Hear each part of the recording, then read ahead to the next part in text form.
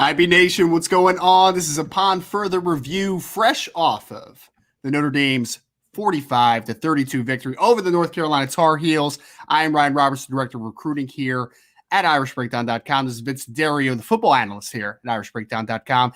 If you guys have been with us all weekend, you know that it was a really fun weekend. We had a great post-game show that was, I mean, Vince, it's been a little depressing the first couple weeks, if we're being completely honest, right? That one last night was fun, man. We got through it. Exciting game. Both sides of the football. There was a lot of good things to take away, a lot of improvements to take away, obviously. If people haven't been here for the Upon Further Review in the past, it's usually with Brian Driscoll. I am not Brian Driscoll, if you could not tell. But just real quick, if everybody hasn't heard, Brian is having a little issues in the household with one of his pups, and I just kind of wanted to throw out good vibes to him real quick because I know it's been tough for him since he kind of got the news last night. If anybody was on the live stream last night, he knows that it was just not in the right state of mind, obviously, with everything going on. So I want to wish Brian well. He'll be back with us on Tuesday when we start kind of kicking off the bye week action. And then he'll be back with us, obviously, upon further review in 2 weeks from now, because it's a bye week. Keep forgetting it's a bye week already this week. So, Vince, a lot of good stuff, though, man. I know we, luckily here at Irish Breakdown, we have some access to some coaches' films, some all-22. So we got to look at the offensive side of the football, got to look at the defensive side of the football. And that's what we're here to do tonight, man. It's funny because usually post-game show, you can be maybe slightly impulsive, right? Because you're kind of just running off of what you saw firsthand. But then when you go back to the film, you really kind of get a little bit more of a deeper understanding of what did I see that was correct? What maybe did I see that wasn't exactly the full story? So we're here to break it down. And there's a lot to talk about, obviously, today, Vince. Well, and like you said, the post-game show last night was a lot different. It's better. It's a lot more fun when you score points, and it's a lot more fun when you win. And Notre Dame did both of those things. You know, I mean, they certainly haven't put together an offensive showing like they did yesterday all season. It's been a while, right? I mean, they did put up points and yards in the Fiesta Bowl, but that's a different team, right? I mean, it was a different coaching staff. It was a different team. I mean, they put up 35 first downs yesterday. 35 first downs. I mean, it's insanity what the numbers that they were able to put together, because we talked about in the pregame show yesterday. Sean had one of his rapid fire questions. It was over under a total combined 900 yards of offense, because last year that was like 1,200 yards of total offense in this game. And I was like, there's no chance. It's going to be so far down. And if it gets to 900, it felt like North Carolina was going to have about 700 of those yards and Notre Dame would have about 200. So I was like, if they hit 900, that's not good news for Notre Dame.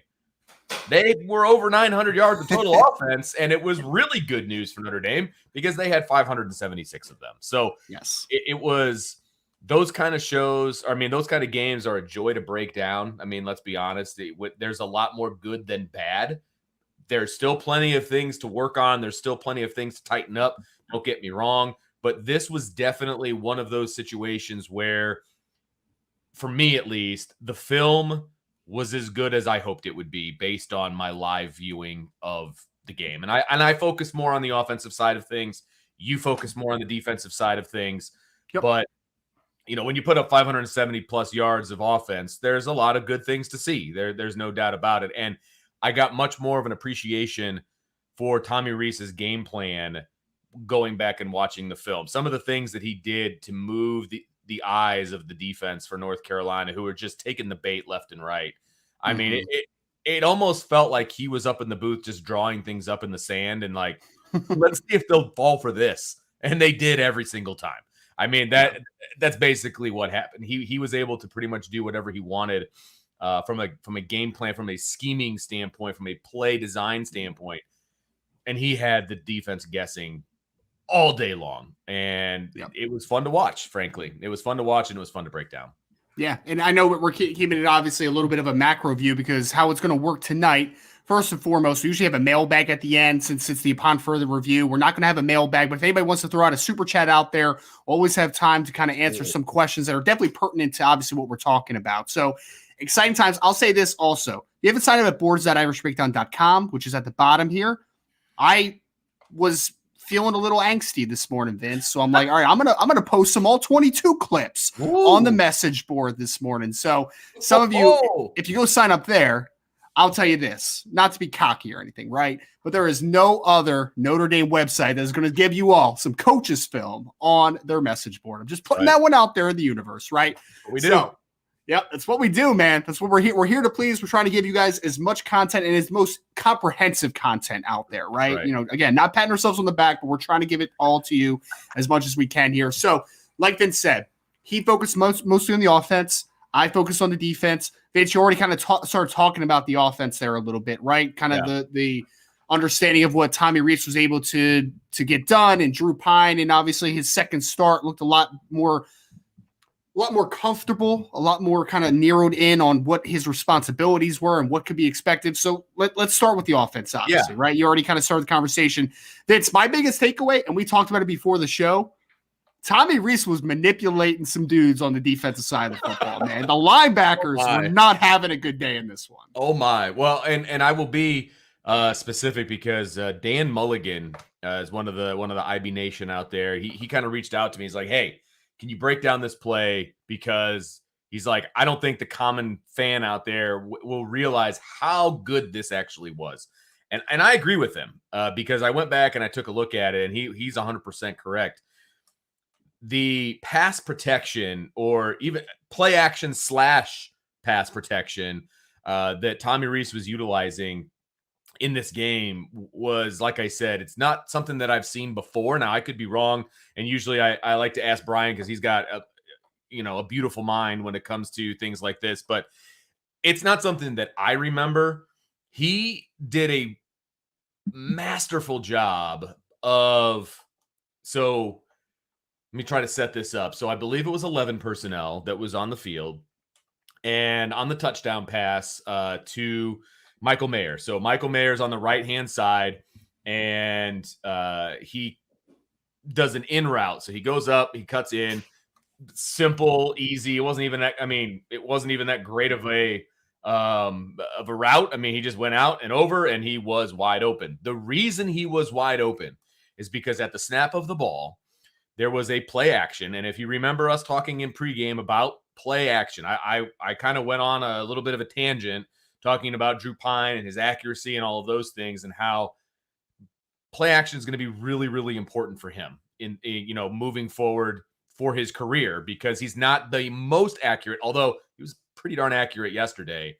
But overall, he's not the most accurate guy. So play action can get you some bigger windows for him to fit the ball into, right? And so the play action game was working all night long. One, because the run game was working. And two, because North Carolina was just feasting off of any eye candy that Tommy Rees threw their way. So the eye candy on this particular play, and again, they use this protection multiple times, but on this play, Zeke Correll snaps the ball. He pulls to the right as there is a run fake to the right with the running back. So linebackers have keys, right? Sometimes it's the guard, sometimes it's the center. It just depends on what the scheme happens to be. Yep. Well, with the center pulling and the running back going that way, the entire linebacking core just went with those two guys, right? And Michael Mayer just runs right by him, wide open. I mean, he could have slapped him 5 on the way by because they were literally going in opposite directions. I mean, it was unbelievable to me. And to be honest, Zeke Correll missed the block. I mean, he didn't even make the block. And Drew Pine kind of paid for that one. He got hit as he was throwing the ball, but it didn't even matter because it was about a 10-yard throw to a wide open Michael Mayer who was going to catch it regardless. So the eye candy itself is what got Michael Mayer so wide open. And the rest of the defense, I believe, was in man-to-man. So their back was to the line of scrimmage. So they weren't even paying attention to what was happening underneath because that's what the linebackers were supposed to be doing. And they didn't. And it was an easy pitch and catch for a touchdown. So it was a thing of beauty from a play calling standpoint. And I will give Dan some props for wanting me to talk about that one, because it was, as a play caller and as a play designer, it was kind of a hat tip. Yep. To that one.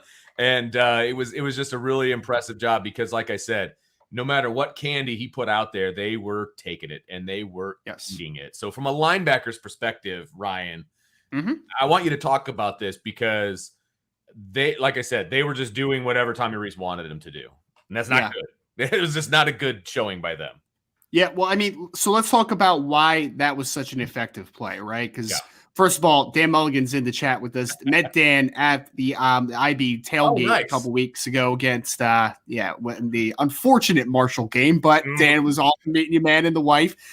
But I'll say this, right? So there's a couple ways that linebackers can read things, right? When you're either going to read guards or you're going to read flow. So usually when you're in two inside linebackers, so most teams run some variation of a 4-2-5 now. They're going to read the guards. Where the guards go, they're going to mirror, and then they're going to kind of find their gap, and they're always responsible for a gap. You're either doing that or you're reading flow. On this particular play, those linebackers were absolutely reading flow because it was they faked like a stretch, like they were pulling the center around. It was going to be like a lead stretch there. And the linebackers completely bit. And I mean, it was a run fake, right? Like that's really what got them out of their shoes. And if you watch it all night, Vince, I mean, the second level was just getting manipulated all night, man. Like they were 100%. These kids are athletic kids for North Carolina. They're not great linebackers for North Carolina, though, but they're good athletes. They have the Cedric Gray kid. They have number 23. Like they can both run. But the problem is that you get them to be a little antsy because they just want to kind of run, right? So when you kind of bite that flow, that's where their eyes go and they're going to trigger that way. And that's kind of like the cross action, it almost turns into like a throwback, even though it's not actually a throwback, but it's, point. I mean, but Mayer's basically crossing their face as they're going the opposite direction. So it's like you can't redirect and stop Michael Mayer at that point, right? Like he's just too good of an athlete. So it's almost like a clear out and a drag, but then also it's a little bit like a throwback. So you're manipulating them kind of biting too hard on the run fake and then just work into the flow. They work the flow, they hit it backside on them. So. And to your point, I mean, when you're designing that play, all you want is them to take a false step. Oh yeah. That's all you want is for that part to happen, right? And they ended up just completely flowing out of the picture, essentially. I mean, you just want to give Michael Mayer a step. That's exactly all he needs. And he's proven that time and time again, where guys will be draped all over him and he sticks his big old paws out there and comes down with the ball. And so the design was just so that those guys take a quick false step the wrong way, and then Michael Mayer is able to run by them. And this was just the epitome of a bad read, and they took advantage of it, right? And so you'll see this again, I would imagine, in the future because Michael Mayer only needs a step. I don't think you're going to see him as wide open on this particular play call, but the concept will still be effective, right? Because you just need that one little false step for him to have a chance to run by a guy and then get open.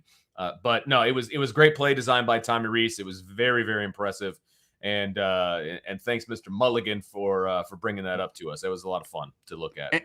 And Vince, what else has been kind of a staple of the offense so far is they love kind of the inside zone or outside zone, and then they bring the flow across right on like those slide routes. Yes. And I mean, what?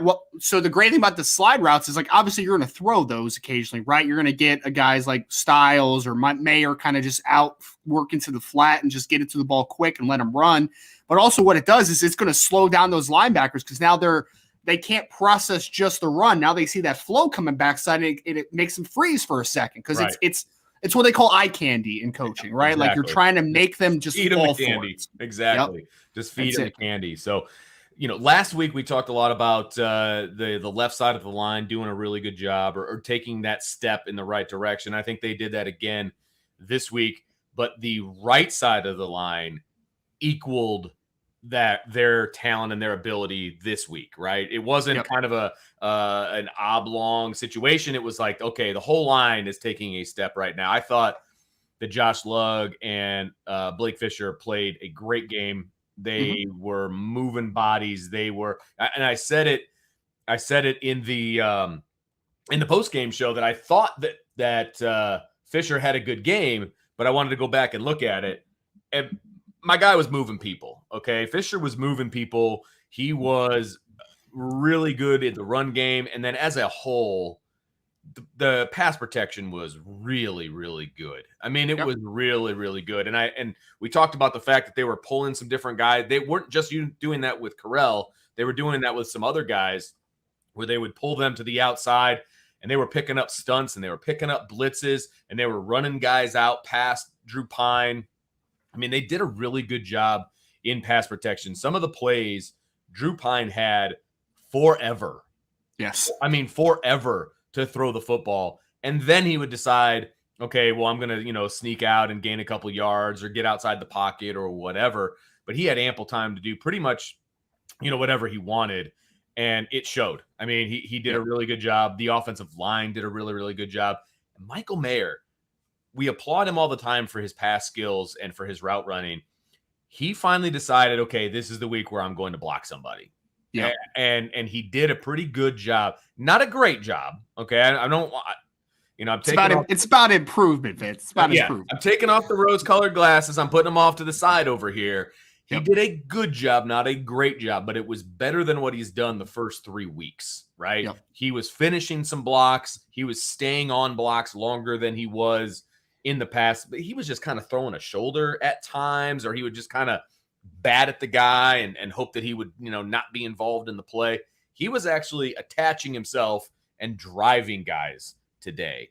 Didn't do it every time, but he did it much more often than he has in the past. So, kudos to him. Number 9 for Notre Dame. Help me out. The young Eli Raridan. I thought his blocking for a true freshman, I thought his effort in blocking great effort, man. Great really effort. Good. And they had him detached. So he's blocking guys in space. And that's not an easy thing to do when you're as big as he is. And so there was one play where he was stacked on the left-hand side, and he was the front man of the 2-man stack. And what stack means is one guy and then one guy right behind him, right? And so he was literally a lead blocker for an RPO that could have been a bubble screen. And he just took that DB and just drove him like 10 yards down the field. I mean, again, that is not an easy thing to do in space, right? When you're a big tight end. And so I was very impressed with that. And I said it last night and I'll say it again. I feel bad for Kevin Bauman. I do. Nobody wants a season to be ended by injury. Nobody. And I count myself in that group. This is an opportunity for some of these young guys to really get a chance to show what they can do.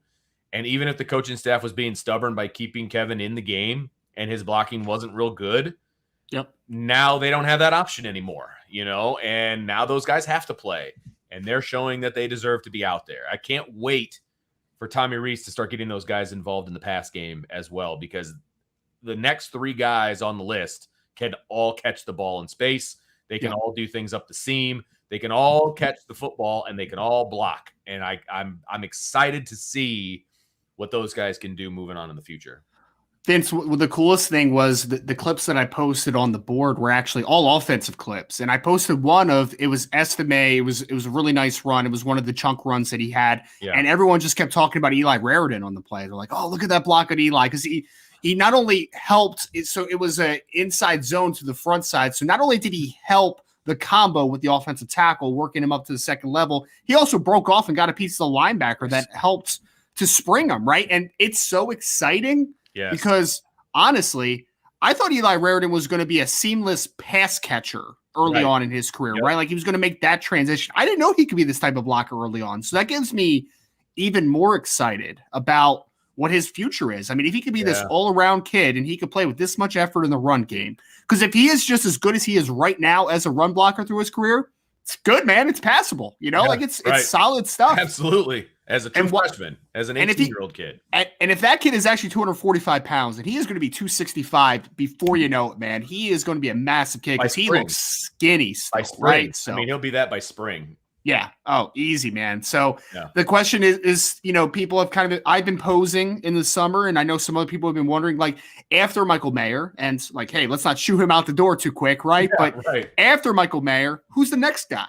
Well, it might be Eli Raridan. We'll see. It might be Eli Raridan, though. Yeah. So, and Holden Spade's got some time too. And I thought that when he was out there, he didn't do a bad job either. So Vince, he was when on the unfortunate fumble by Estime at the end. That was Eli Raritan and Holden Stays that were in the two tight end set on that play. I was like, wow, man, that's incredible stuff. I mean, it gives you a lot of hope for the future. Yes. Can I make a couple comments on the offensive line and you tell me if you agree or disagree? This is a big take. It's a big take. I'm going to start with this one. Okay. I thought that was the best Jared Patterson has played in his entire career, if I'm being honest. I thought he played a tremendous game. And again, North Carolina is not the greatest defense we're going to see all year, right? Like they're not. Sure. And I would never pose as if they are, right? But for me, Jared Patterson was just on point all day. Good angles, good movement in the run game. Pass protection was top notch, like just no leakage, was helping, when he wasn't covered in pass pro. It was all good stuff, man. Yeah. He played fantastic. I thought Joe Alt for the second straight week has been just excellent, man. Like I think we're seeing the birth of a future All-American right before our eyes, if I'm being honest, at left tackle. Like Joe Alt's playing like that the last two games, in my opinion. Yeah. Blake Fisher, he has the highest highs of any of the offensive linemen, man. Like there's some plays where you're just like, whoa, buddy, that's special. Still a little up and down though. Like I think he's still inconsistent with just aiming points and leverage at times, but like the highs are extremely high. And I'm excited to see when he finally puts it all together. Because the crazy part is he played a good football game. He's not nearly as good as he can be. Like not even close. No. He's still working on just, or I should say, he's still operating on God-given talent. Right. Yep. I mean, he just is. And under the tutelage of Harry Hiestand, he's only going to get better because he's going to be able to focus that God-given talent into a fundamental situation. Because that's what people have to remember. Guys like Blake Fisher in high school, they didn't need fundamentals because they were just so naturally gifted from a size standpoint and from a strength standpoint and from an athletic standpoint. He was able to dominate everybody without even trying. Right. And you get to college. You're anointed as a starter at tackle, and then you get hurt. I mean, there's just so many different things, right? And so, he's doing a great job of starting over with the fundamentals and all of that. And once he has all that figured out, I mean, they're going to have the two best tackles in college football at some point. Yeah. I mean, and I know that that's a big statement, but I think that's true. But it's true. That's 1-2 tackle. They just are. Yeah. Yeah, you don't have your Homer hat on that one on Vince, right? Like it's just the fact of the matter. Like, if you told me both these kids eventually are first round picks, I'd be like, "Yep, okay. I get it, man. I get it." Like Blake Fisher's upside is just dumb. Like 6'6", 330 pounds to move the way he does and have the natural strength he has. Yeah. Once he figures it out, he's going to be phenomenal. Yes. Josh Lugg, you mentioned it. Thought he was rock solid all day, man. Yep. Nothing spectacular, but just did his job. Yep. Didn't really miss any blocks. Like there were a couple blocks where, like, yeah, man, do you want a little better leverage? Do you want to play with a little better pace and aiming points? Sure, absolutely. Better hand placement, absolutely. But for the most part, he was rock solid all day. Zeke Correll, I thought, was a little up and down, but still, he's improving. He over the last 2 weeks is getting steadily better, in my opinion. So. Nice to see. And then I wanted to pull up this one comment because I could not agree more with John A1, who also said Tosh Baker looked great on that last drive of the game. Vince, I'll say this. Like, we didn't see him in pass pro, obviously, because they're just, finishing up the clock. And that last drive had, 12 plays and 12 runs or whatever it was. Yeah, right. Yeah. So we didn't see him in pass pro. But, John, I absolutely agree with you in the fact that Tosh looked good, man. He came in and it was seamless. Like he was driving off the football, staying low, playing with good pad level, which can be a problem for him at times because he is 6'8", right? Like he's a taller guy. Right. But the entirety, man, I thought the worst player on Notre Dame's offensive line was Steady Eddie, solid all day. And then you saw a couple guys that I thought had just tremendous nights overall. Yeah. Yep. No, I agree with you completely. And this is what we've been talking about when everybody was calling for guys to be replaced and all of these different things. Give these guys a chance to start to gel as a unit because that's one of the things in this game. And it was a bit of a carryover from the last game, but this game specifically, some of the double teams and climb, right? So you start off double teaming the guy at the first level, then you pass it off to whoever has the best leverage and you go to the next level to linebacker. I thought these were some of the best double teams that they've had all season. And again, yes, it's a caveat that North Carolina is not good. We get that. But that has zero to do with the communication between the offensive linemen. And that was the Yes. biggest issue in the first couple of weeks is they were leaving double teams before somebody was able to take it over or the wrong guy was leaving. I mean, there were just so many issues from a communication standpoint. It doesn't matter how good or bad the defensive front that you're playing is. If you have good communication, it shows. And Yep. they did yesterday. Their communication is getting so much better than it was in game 1 and game 2. I mean, they are progressively getting better from a communication standpoint. And of course, from an execution standpoint as well. I mean, they just took the soul of North Carolina in the second half, which was a lot of fun to watch. And the one of the few things that the announcers were talking about that I agreed with was that, it's great when everybody in the stadium knows that you're going to run the ball and you can still run the ball.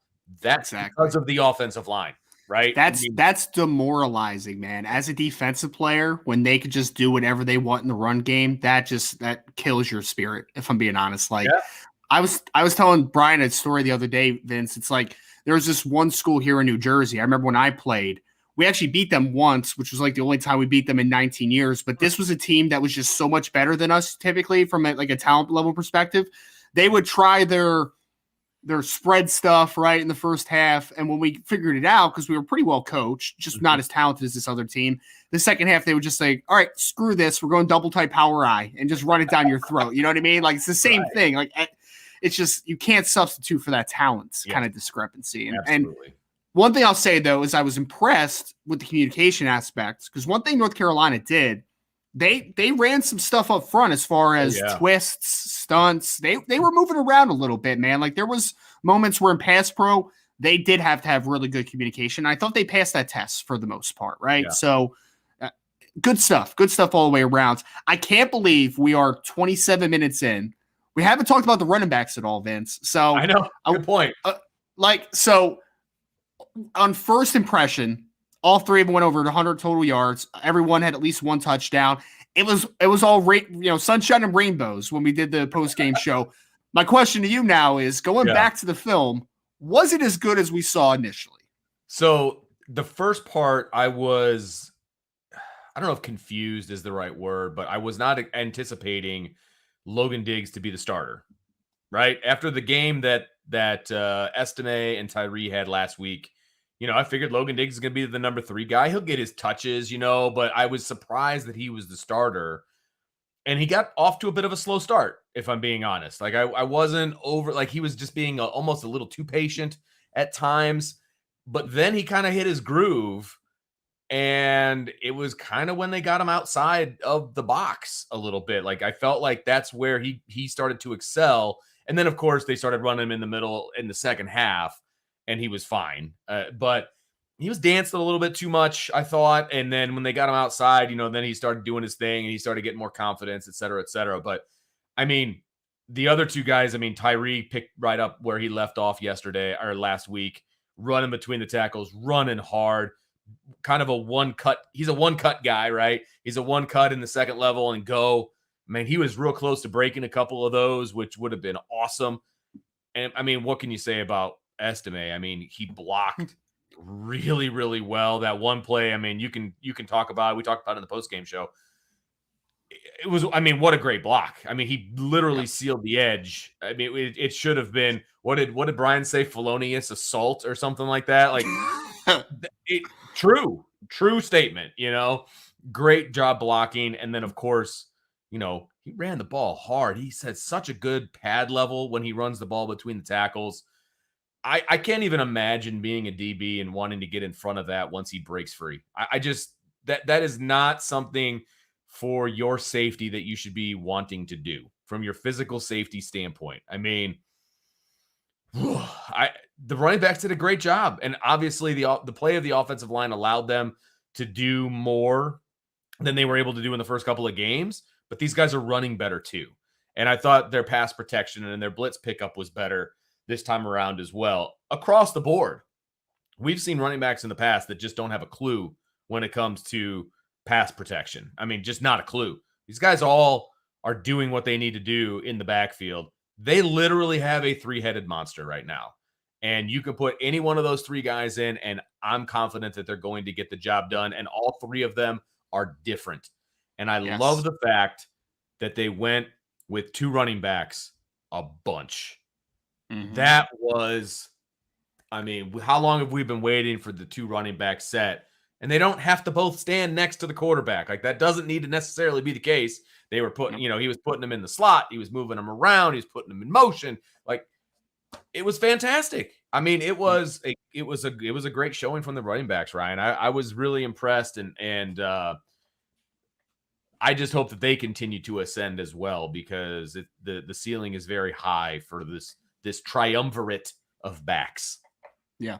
And they're all young too. I mean, we got 2 sophomores, second-year players, and Chris Tyree's the old guy as a junior, right? Like, he's only been here during his 3rd year. I wanted to pull up this. Can come back.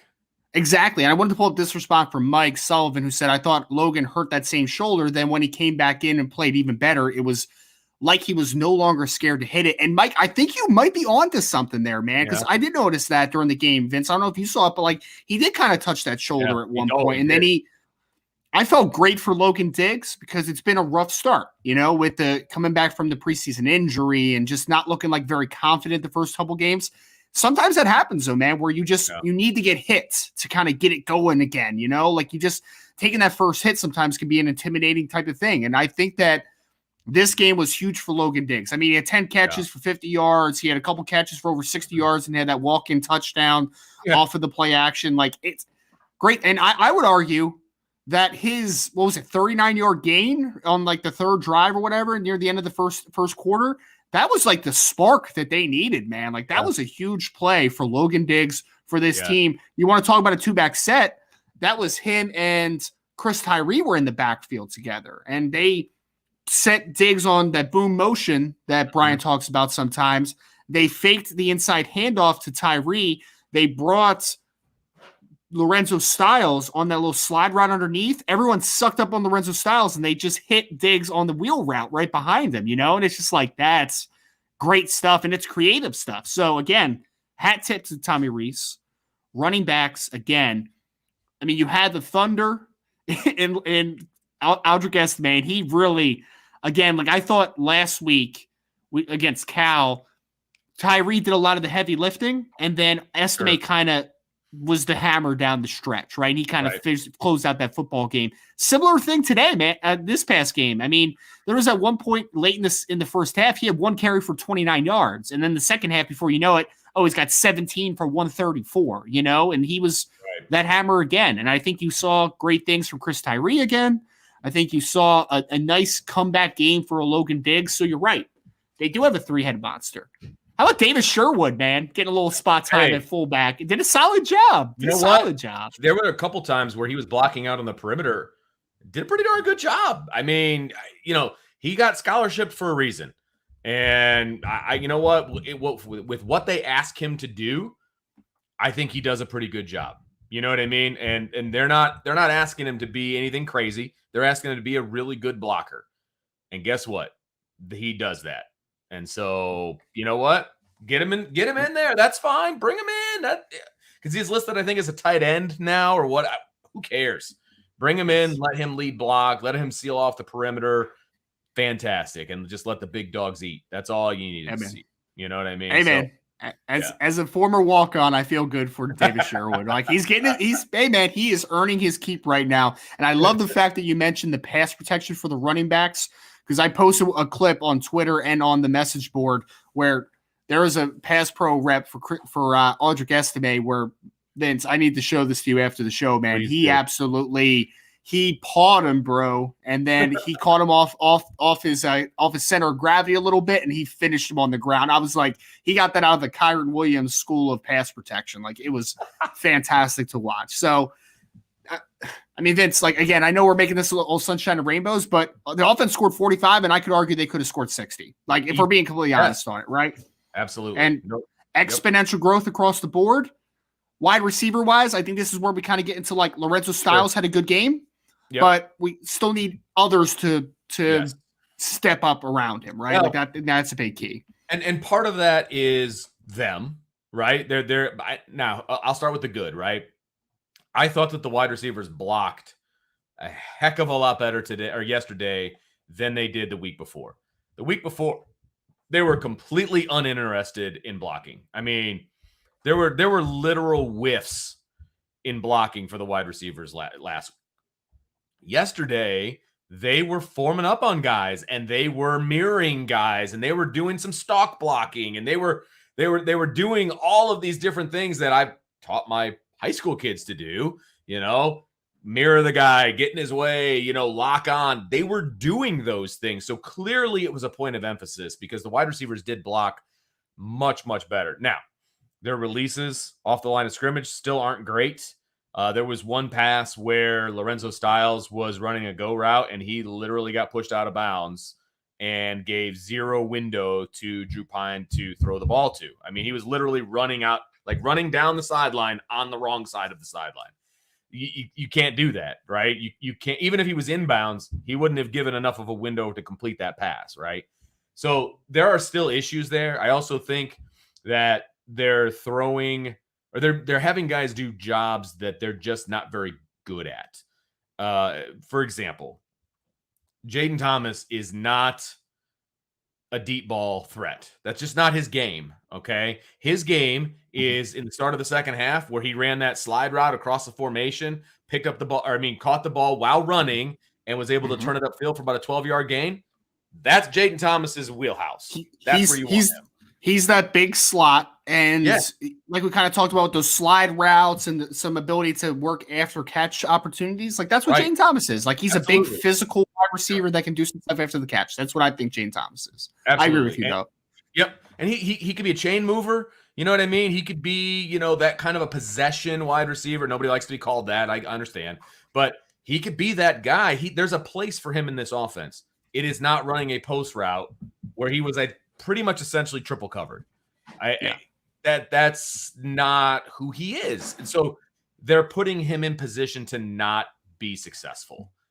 That is my issue at the moment. There are other guys that have that ability that they could be putting in that position. So some of it is scheme, some of it is personnel, but I thought the effort level got a ton better from the wide receivers. So it's not all sunshine and lollipops, people. The wide receivers need to get deeper as far as guys that Drew can trust to throw the football to, right? Right now, it's Lorenzo Styles, sometimes Braden Lindsey, but that's really about it. Like, it needs to be deeper than that, and he needs to get trust in those guys before that is going to occur.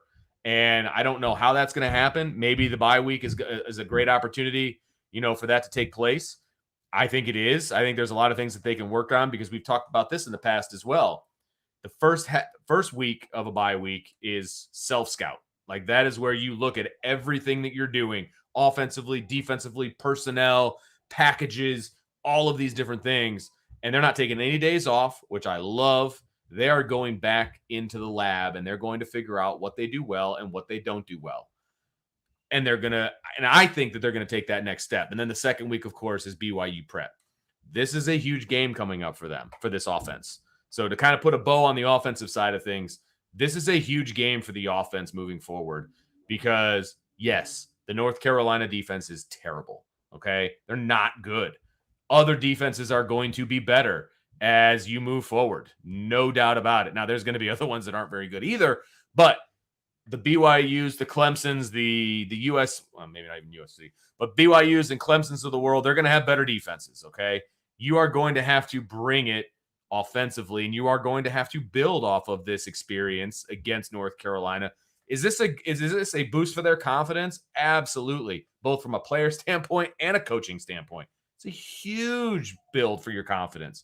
And in situations like this, they have to be able to take this and build on it. I think they will do that. It's a perfect opportunity with the bye week and all of that. I'm excited to see what this offense does against BYU. I really, really am. Because I think Tommy Rees has done an excellent job game planning for Drew Pine.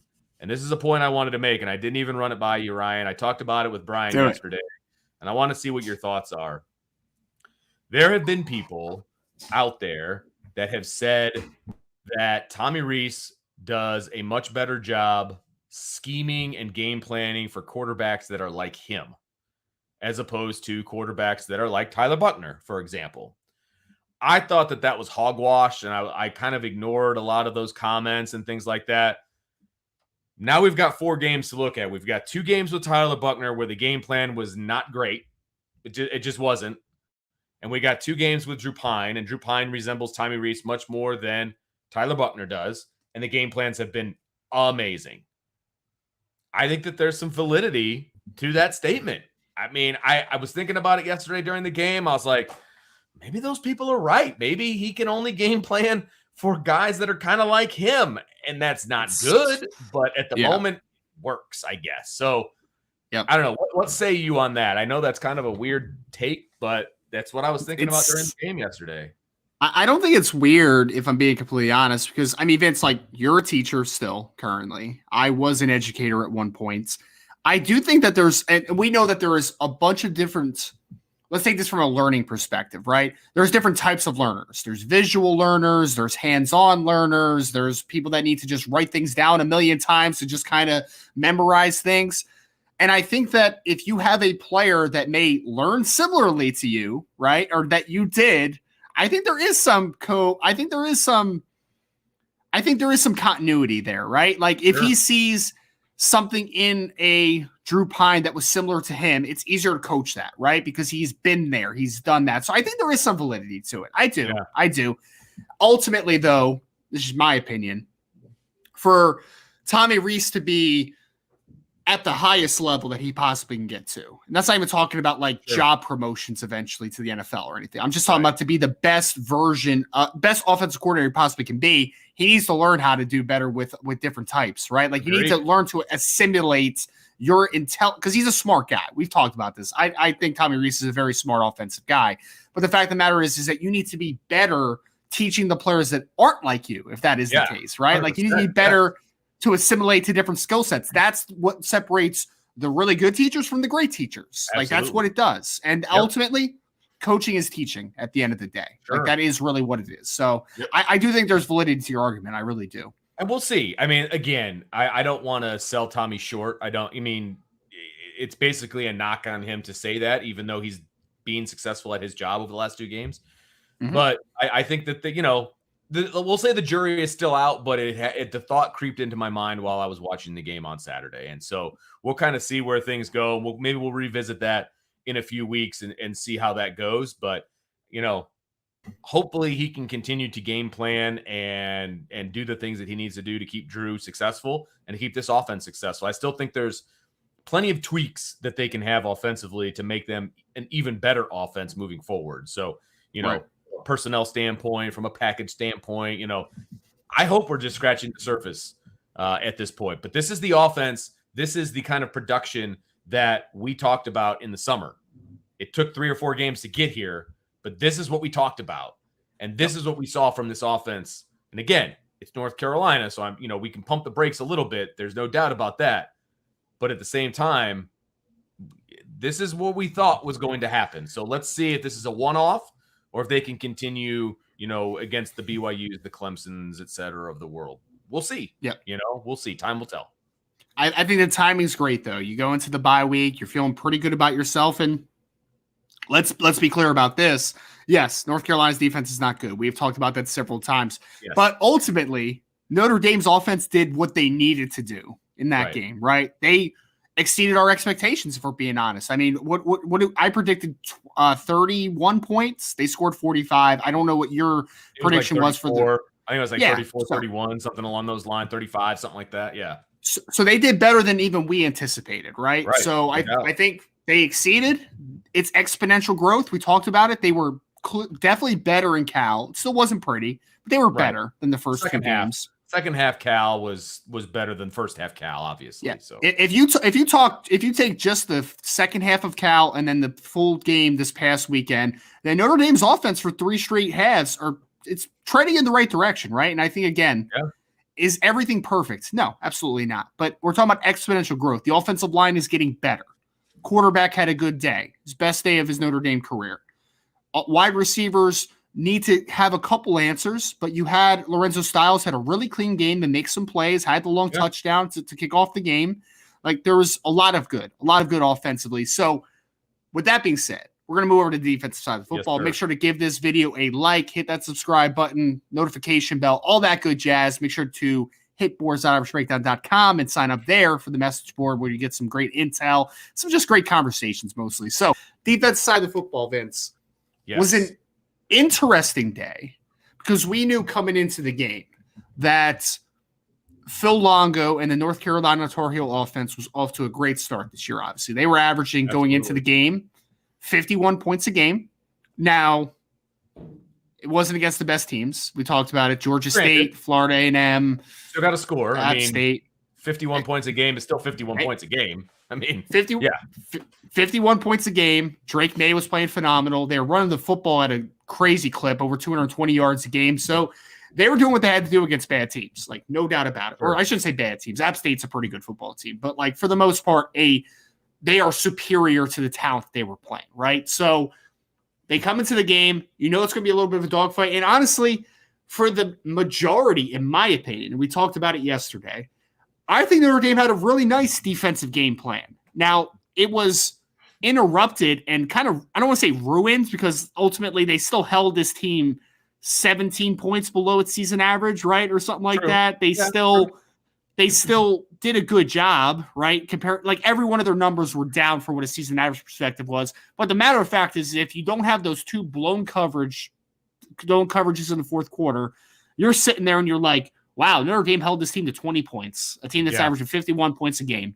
So it was the biggest point of emphasis that I wanted to talk about was that I loved what Al Golden came out and did against this team. There was that first drive where, again, they got some quarterback scrambles on the day. And I want to give Drake May a little bit of credit. I thought Drake May actually played a pretty good football game considering that Notre Dame's defense was flying around a little bit. But yeah, well, the game plan was to harass Drake May. I mean, that was the game plan, right? I mean, and considering for a redshirt freshman, I thought he handled it fairly well, but he is a redshirt freshman, and he's never seen these athletes in his face so consistently. I mean, there wasn't a whole lot he could do, is what I'm saying. Yeah. No, you're absolutely correct, and it's a good note. And I would say that for me, like, hitting Drake May was a big point of emphasis, to your points. Yes, no doubt. Stopping the run was a big point of emphasis, and Notre Dame did that. Me and Brian talked all week that I wasn't that scared about their running backs. Like, Murray and Hampton's a good football player, right? Sure. George Pettaway is a good football player, but they're both true freshmen. And the offensive line, I thought, was a position where Notre Dame could dominate. I think they did for the most part. And they did the best job at making every hit on Drake May count. Because there were some plays, Vince, where, like, even on scrambles, I felt like Drake was getting up a little slow, and he wasn't injured or anything like that, but Notre Dame was making their shots count, which I think does matter. So I like the intention of everything that Coach Golden was doing in this game. I love the emphasis of pressure, and they were manufacturing a lot of different pressures. I mean, we'll get into some of the stuff they were doing up front with, like, Riley Mills playing a little bit of 3-tech in this game. Yeah. Saw Maris Loifal get down at defensive end at times as a rush guy, blitzing A and B gaps as a stack backer. They did a lot of things to kind of create and manipulate pressure a little bit and manufacture pressure, I should say. And I think they did a great job with that. They shut down the run, which is the biggest emphasis. I mean, because I think there's a misnomer in Phil Longo's offense because he has had some good quarterbacks and they put up some good passing yardage numbers. But the core of what Phil Longo wants to do is he wants to run the football. And Notre Dame stopped that in this game, which I thought was a big, big emphasis, right? And I think it all started up front. And, I would love, jump into the conversation whenever you want, but, like, defensive line wise, I really love how they used Riley Mills to start out with. Like, that was one of my big takeaways because you'd seen Riley a little bit in at, like, 3-tech as an interior player the first couple games, but this game, there was a lot of put him at 3-tech and they would slant him outside and kind of let him be that outside rusher and have maybe Isaiah Foskey slant inside. So you're getting Foskey and Mills on the same side. I mean, his sack early on in the game was literally that. It was a twist where he came outside and finished with the sack. So I love what they did with Riley Mills, man. Like, I really thought they did some great stuff as far as moving him around a little bit, getting him in a couple different spots, So it wasn't like it wasn't a perfect day. Riley still needs to improve working at the point of attack and doing better in the run game, but like using him as a move piece, I think really got him going. He ended up with a couple sacks in the game. And it's, I mean, I posted this on in that chat board post where I thought Isaiah Foskey, this was the best I ever saw him as a run defender. I mean, there were 2 plays on the goal line where he was just menacing tight ends. Like they were trying to kind of reach block him from the backside. He was just getting extension, pressing, getting off the football, and making tackles in the backfield. So Foskey came to play. Riley Mills came to play. Adam Alola chipped in like he always does. Howard Cross chipped in. And then shout-outs to Chris Smith and Gabriel Rubio, I thought had a couple nice reps in this game, man. So defensive line, I thought, came to play in this one. Well, and I was worried after that scramble by Drake May on that first series, right? I mean, they basically drove right down the field, and the highlight of that was that big scramble that he had for a first down. And it's like, oh, boy, here we go. You know, I was really nervous about that because one of the biggest points of emphasis for the defensive line coming out of last week was that, hey, you've got to keep contain of the quarterback in a passing situation. You cannot let him leak out, especially when we're playing man-to-man, et cetera, right, if I'm the coach. So that first one, I was like, oh, they haven't fixed it yet. And then all of a sudden, they weren't really letting him out of the pocket anymore. And if they did, he was being chased by somebody that forced him out of the pocket, right? He wasn't able to step up and leak out and do what he needed to do like he did in the first series. So they cleaned that up big time. And if we're looking for progression from one week to the next, we thought that the defensive line had a really good game last week. They did. They had 6 sacks. I mean, they did a great job last week. But this week, they needed to clean up the contain situation from a pass rush. And they outside of that one play, I thought they did a much better job of that. They weren't climbing past the quarterback. They weren't leaving holes. I thought they did a really good job of that moving forward. Yep, I think it's said well. And kind of like what I said, Vince, there's improvement that needs to keep happening, right? Like Isaiah Foskey needs to continue to be more impactful that we've seen the last couple games. It's been a good step over the last 2. Jason Amalola's made his splash plays, but more than anything, the biggest takeaway I had from this game from a positive perspective is that I think guys that, like, you've been waiting for Riley Mills to really break out. Like, you've seen pressures, but you haven't seen him finish quarterbacks on the ground. You saw that twice in this game. Yep. You saw Chris Smith do a good job in the run game in some reps. You saw Gabriel Rubio for the first time get some increased action. Like, that's my biggest takeaway from the defensive line is I thought everyone across the board was solid and to good in this game, but it was more of a collaborative effort. It wasn't like Isaiah Foskey was a dude, Jason Amalola was a dude, and everybody else was just below average or nonchalant or whatever, right? Like, I just felt like everyone kind of contributed to this one, which was nice to see, in my opinion. So, absolutely. Yeah. So you mentioned, or I don't know if you mentioned it or if I read it in the chat, could have been both. But the linebacker play, specifically Marist, and how they used him. I want you to talk a little bit about the game plan for Marist because he's been somewhat invisible. And when he was visible in the first 3 games, it usually was not great. Taking some poor angles, and it just he didn't play well in the first 3 games. And they kind of changed up how they used him in this game, and all of a sudden he became impactful. So why don't you talk a little bit about the change in the use of Marist? Yeah. And linebackers, I mean, for first and foremost, I thought they were very improved from a unit perspective, right? We'll talk. There was a lot of good. There was still some bad that we kind of need to talk about and get cleaned up. But for Marist, it was fun, Vince, because I really feel like Notre Dame put him in a position to just kind of go, right? Like, he wasn't as much. And I kind of have a love-hate relationship with what I'm kind of say, but he became more of a freelancer than a read and react player, which as a linebacker, I don't really love, if I'm being completely honest, but like, they put Marist in just so many different spots to affect the game, right? Like, we saw him out in space. We saw him just kind of working up as kind of a A-gap and B-gap blitzer. We saw him on third downs playing some stand-up defensive end and just rushing the quarterback. He was kind of on passing downs for me. Like, they used him a lot as almost like a mush blitzer, right? Like, they were letting him kind of be a delayed blitzer, but then he was kind of the guy that's supposed to, kind of be a spy almost on the quarterback. So it was interesting. I felt like we didn't see much creativity with Maris Loifel over the first couple games. This game, Al Golden said, like, that kid's too good of an athlete for me not to get more out of him. Like, that was the biggest emphasis. And again, coaching. Yes, coaching. Exactly. For Maris, though, was it perfect? No, it's not. I mean, it's not. I don't think he ever will be, though, right? I mean, can you agree with that? Like, I don't think he'll ever be assignment perfect. That's just not. I think we can all just come to understand who Marist is, and he's not going to be the technically sound linebacker that we all wish and hoped that he is or would be. That's just not his game, and he's proven that over and over again. And so, no matter what they're asking him to do, and I apologize for cutting you off, but no matter what they ask him to do, he's going to excel at times, and he's going to look real bad at other times. But hopefully, those excelling times will outweigh the mistakes, and the less you have on his plate, the better off he's going to be. And I want to pull this one up because I think it's accurate. Josh Buffo, the motivational business banker, said Maris just needs as little responsibility as possible and just rush the passer. He's wild and uncontrolled and play in the middle, and you have to have a controlled psycho. And he's kind of a controlled psycho. I mean, that's not a terrible description. No, it's not. It's a great comment because, Josh, I would say this.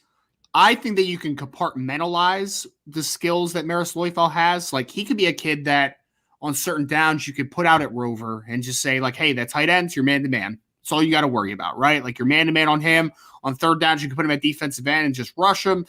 And then on, first and second downs early on, right? You just put him at will linebacker, just tell him to go, right? Like, play in pursuit, like those types of things. Like, there's ways that I think you can really take advantage of the athlete he is. And he's too good of an athlete not to get on the field, right? Like, he's just too dynamic of an athlete. And again, he looked out of place. He looked out of sorts the first couple games. He looks like a completely different player. And it'll never be perfect, Vince, like you said. Like, I agree.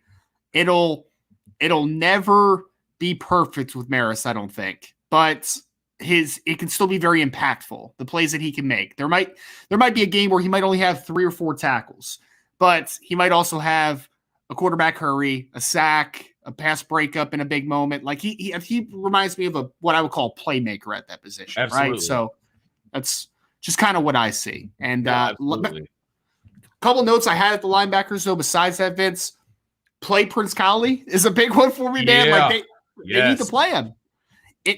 People haven't seen him too much, right? And they want to see him. He's number 10 if you were kind of watching the defense. And were you being serious the other day or yesterday? I didn't know who number 10 was. Like, in my mind, it was still in my mind, it was still Isaiah Pryor playing on defense. Like, I was just like, I don't know who number 10 is because he had a killer run fill on like the second or third play he was in, and I was like taken back. I'm like, did a linebacker just have a nice fill? Like, who was that? And I'm like, all right, that was him, man. It looked fantastic. It was great to see again. Like, I loved seeing Prince Cowley get some playing time. Needs to increase here. And I know there's going to be – look, J.D. Bertrand is not going to get a penalty, a targeting penalty every single game, right? Like, there's going to be a time coming soon where he's going to play a full game and get his reps, right? But even when he comes back and he is always on the field like he typically is, they still need to get Prince Cowley on the field. It's just not an excuse. Have to get him on the field. Last note I have, Vince, on the linebackers, and I'll let you add anything you would add. This is my negative points, okay? I know where you're going, and I agree completely. Yeah. Jack Kaiser had a rough game, man. It just wasn't good. I mean, if I'm being completely honest, like, again, not trying to be super negative with it, but he wasn't very good in pass coverage in this game. And to be just frank about it, he's not the run-fill player that is going to keep him on the field just for being good as a run-only player. So if he's not covering the pass well, he's a little bit of a liability, if I'm being honest, right? No, I agree, yeah. And they didn't really have him playing out at Rover either because they were in nickel an awful lot. So he was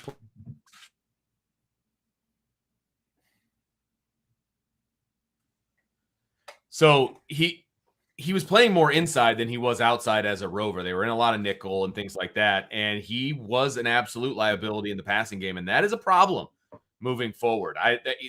They're going to need to figure that out, or they're going to need to replace him, one of the two. And if that means putting Ramon Henderson I know he was out, because he was out for this game, but they need to figure out that, because people are going to see it and they're going to take advantage of it. Better teams are going to take advantage of it, and they can't do that. And that was my biggest issue with linebacker. And I love Jack Kaiser. I love the kid, but he's a liability in the passing game, and that is what worries me. Yeah.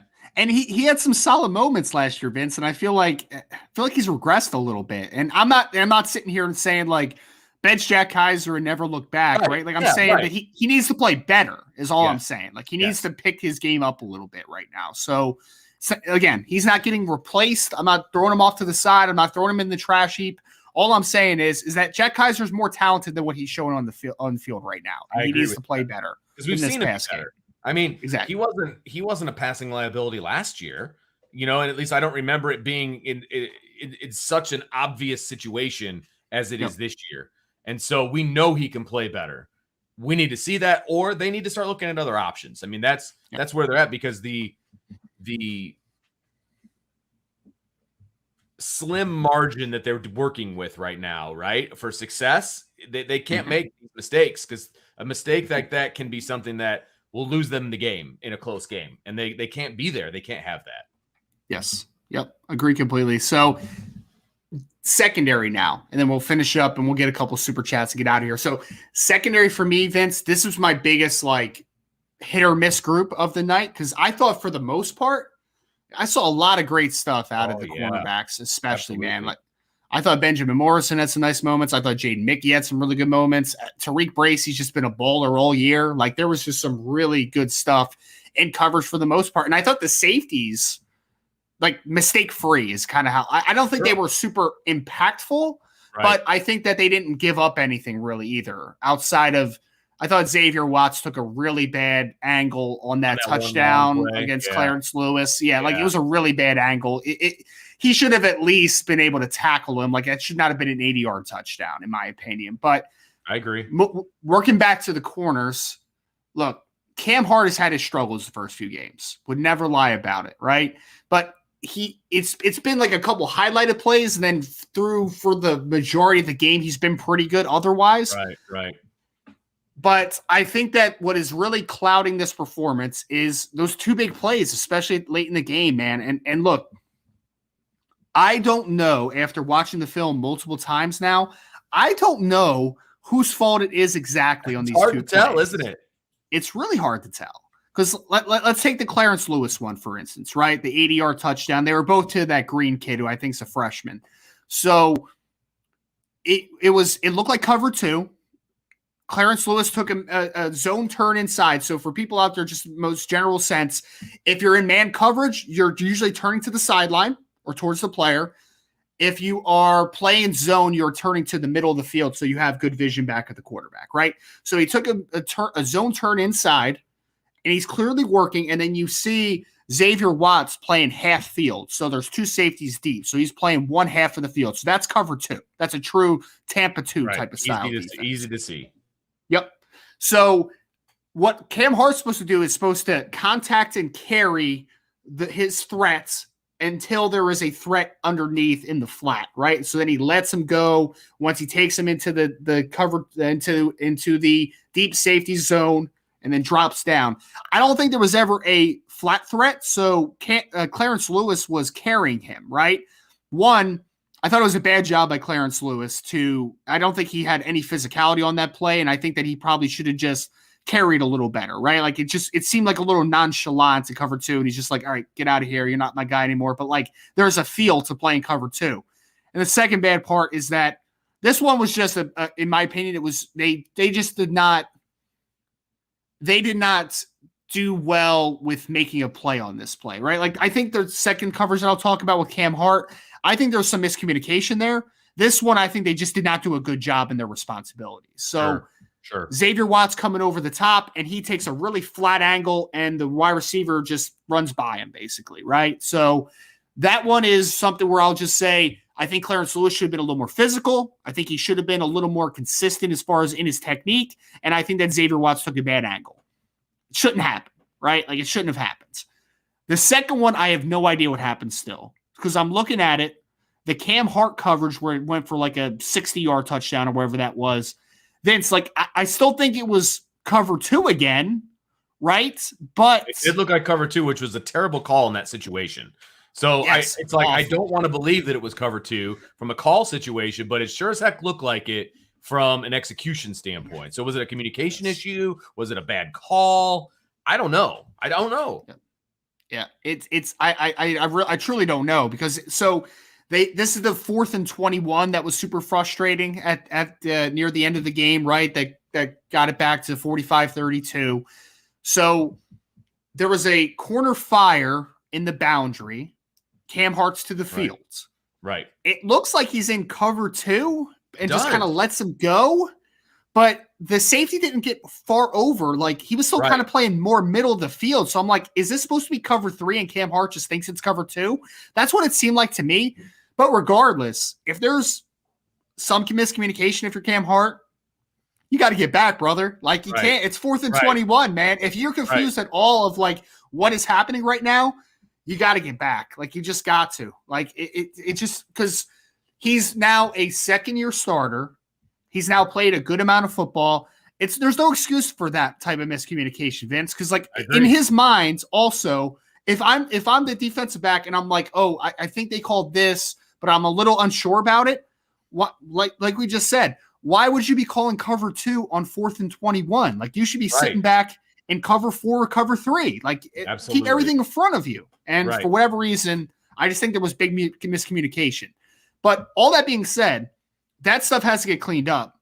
But the point of the matter is that I think Notre Dame still played a good defensive game. It's just those 2 plays especially. And I know Brian said 4, and I agree. Like, there was 4 kind of coverage breaks. But those 2 specifically for those long touchdowns, I think that kind of tainted what was overall a good defensive performance in my opinion. Yeah, no, I agree. Those are the 2 big plays that stand out to me as well. And I mean, you got an 80-yarder and you've got what was the other one? Like a 40-plus yarder, whatever that was, the one that Cam let go. Yep. I mean, it's 120 yards of passing offense. And if I'm not, let's see here. They had passing yards here. 300 and no, that's total yards. Excuse me. 301. They had 301. So you take off 120 yards, they're down to 180. You know, and that's crazy, man. I mean, you hold this North Carolina offense to 180 passing yards, and you take 2 touchdowns off the board, right?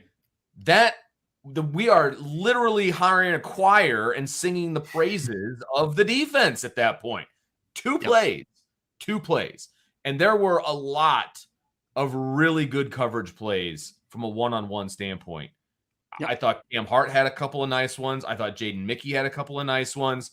You know, the one that he let go for a touchdown, man, he was right in that kid's hip pocket. He just jumped a split second too early. Otherwise, maybe he's picking it off or he's batting it down. I mean, it was really good coverage. It was just at the end, he didn't play it well. Okay. I mean, that's a freshman trying to figure it all out. That kid probably throws a better ball than any ball he's ever seen at the high school level. And that's excusable, though, Vince, because he's a true freshman, right? He's making mistakes out there. They can't have the type of mistakes that we saw from Cam Hart during that game, for instance, right? Absolutely like that, he can't make those mistakes. Xavier Watts on that bad angle, he can't make those mistakes. Clarence Lewis, you can't make that mistake. Like, those things need to get fixed. I can forgive Jade Mickey for making a bad play because he's it's his 4th game, right? Like, it's his 4th college football game. So correct. Even with that, I thought Jaden Mickey had a good football game. I thought he made a couple really nice plays.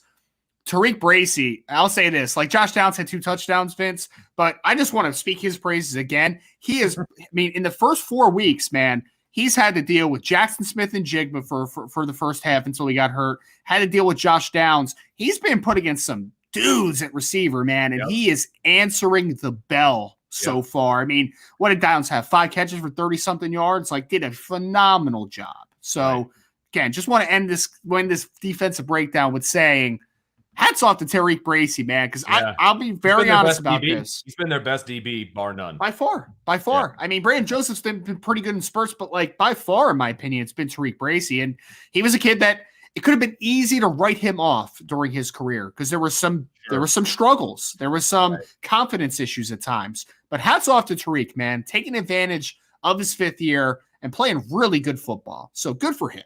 Want to say it. Absolutely.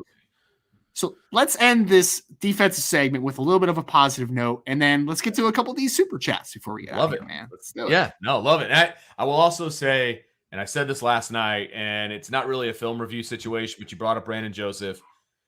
Thank goodness that he's returning punts, and thank goodness that Brian Mason is smart enough not to fair catch all the time. Yes. I think he's doing a great job back there, making the first guy miss.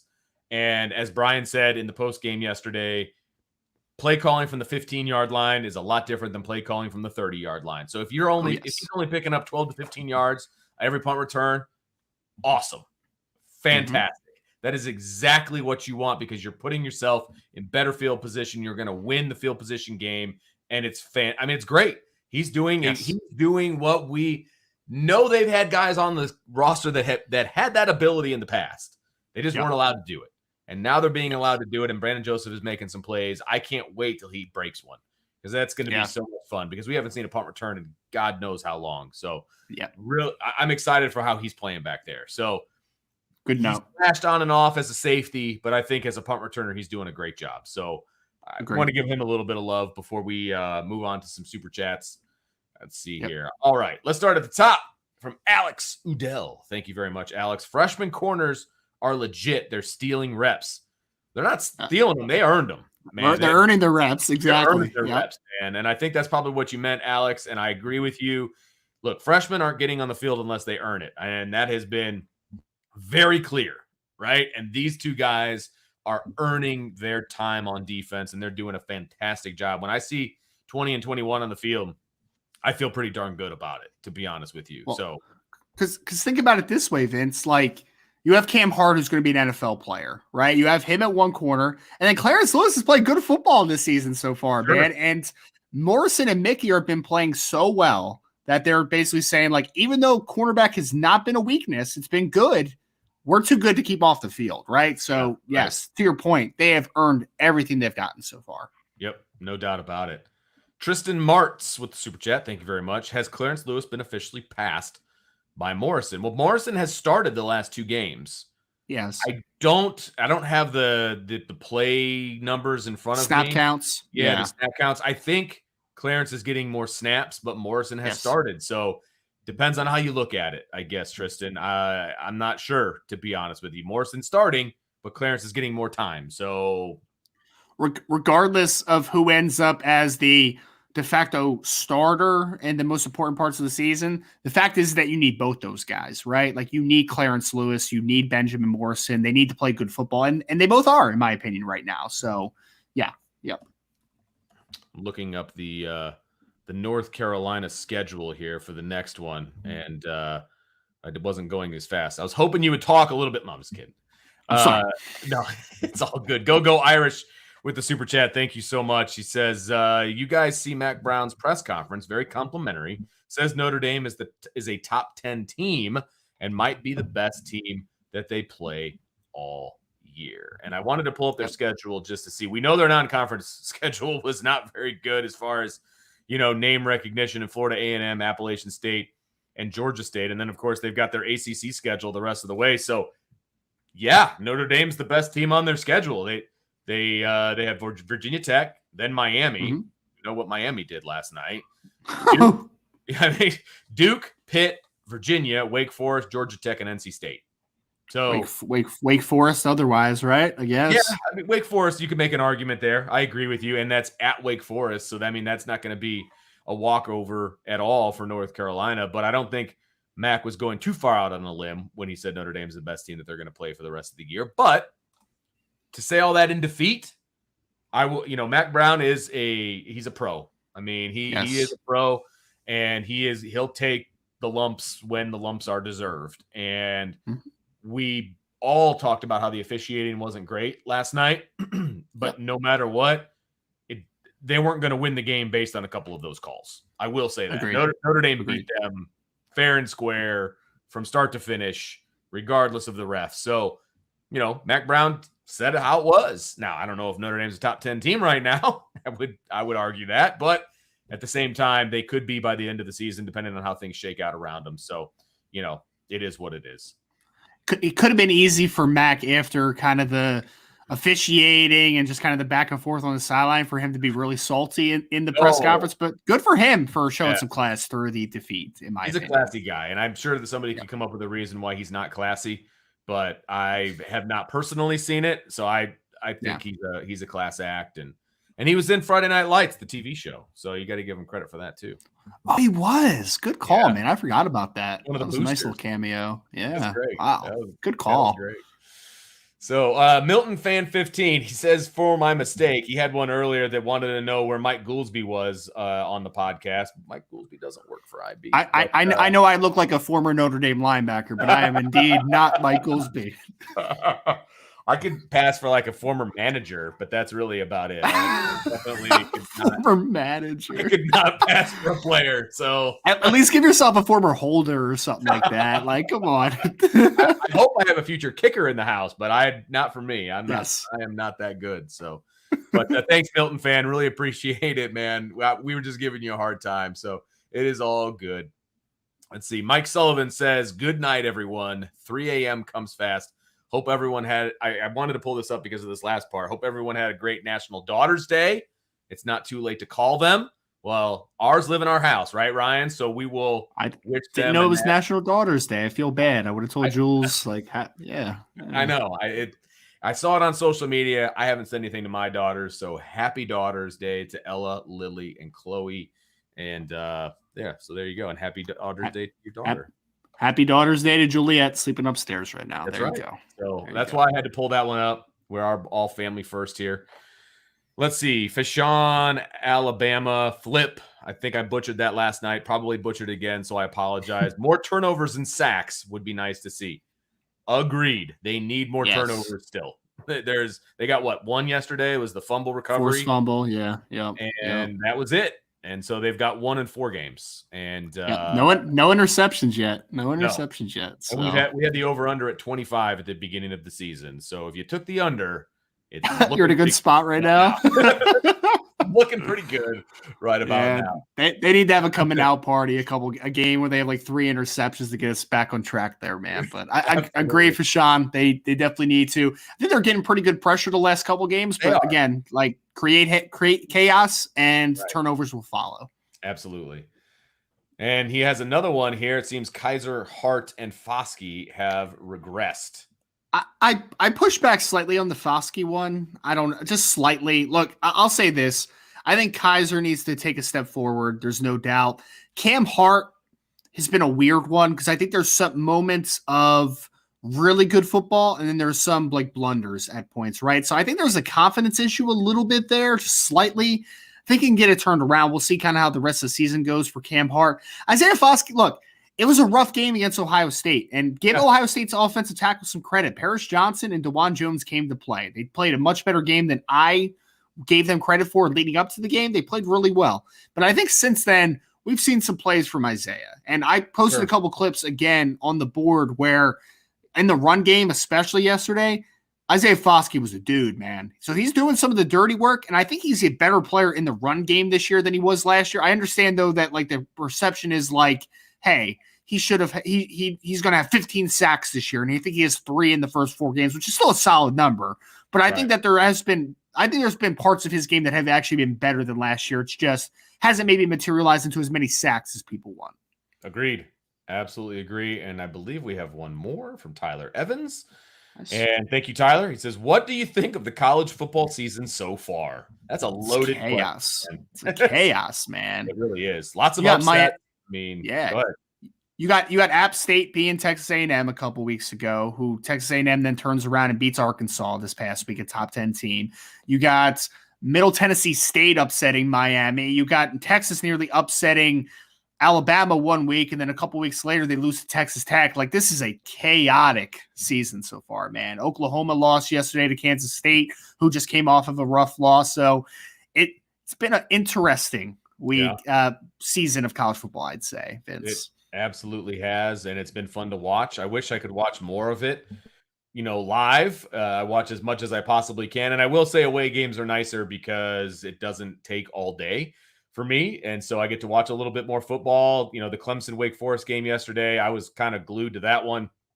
And I was kind of on the fence with myself as whether I wanted Clemson to win that game or lose that game because of the impact that it would have on Notre Dame's strength of schedule and all that fun stuff. But I mean, a double overtime game. I mean, it was a lot of fun to watch. I thought both teams played fairly well, but you could see where Clemson is beatable, by the way.